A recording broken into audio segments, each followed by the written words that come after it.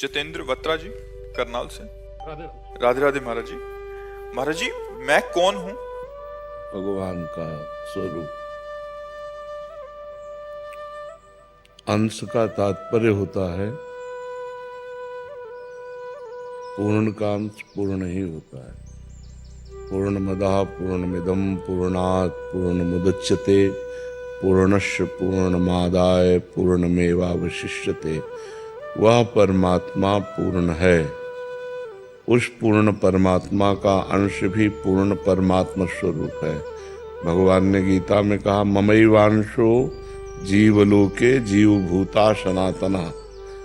जो सनातन मेरा अंश जीव है वो ममैवांशो, वो मेरा अंश है। जैसे गंगा जी से एक चम्मच गंगा जल निकालो तो गंगा जल, एक टैंकर निकालो तो गंगा जल, तो गंगा जल तो गंगा जल ही है ना। जैसे ऐसे ही परमात्मा का अंश परमात्मा स्वरूप ही है। पर इसको जब तक देह भाव है तब तक जाना नहीं जा सकता। देह भाव, मैं स्त्री हूँ, मैं पुरुष हूँ, जड़ चैतन्य, अच्छा बुरा, जब तक द्वंद्वों में हमारी मति भ्रमित होती है तब तक हम परमात्मा स्वरूप को नहीं जान सकते। जो द्वंद्वातीत हो गया है वो सब में अपने भगवान को देखता है और अपने में भी भगवान को देखता है। सोई जाने जेह देहु जनाई, जानत तुम्हें तुम्हें हो जाए। जो परमात्मा को जान लेता है तो वो परमात्मा स्वरूप ही हो जाता है, क्योंकि वो परमात्मा स्वरूप ही है। तो तत्त्वम असि, मैं कौन हूँ? तो तत्, तुम परमात्मा स्वरूप ही हो। त्वम असि, तुम वही हो जिसकी खोज कर रहे हो, और कोई नहीं। जब खोजने वाले को मिला तो खोजने वाला खो गया। जब तक मिला नहीं तब तक खोजने वाला रहा, और जब मिला तब खोजने वाला नहीं।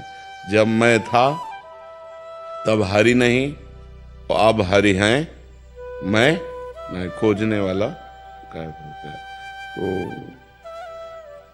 हम सब परमात्मा स्वरूप ही हैं, लेकिन अपने स्वरूप को भूलकर माया में ग्रसित होने के कारण काम क्रोध लोभ आदि के चक्कर में फंसकर हम पुनरपि जननम पुनरपि मरणम पुनरपि जननी जठरे शयनम, इसमें फंस गए।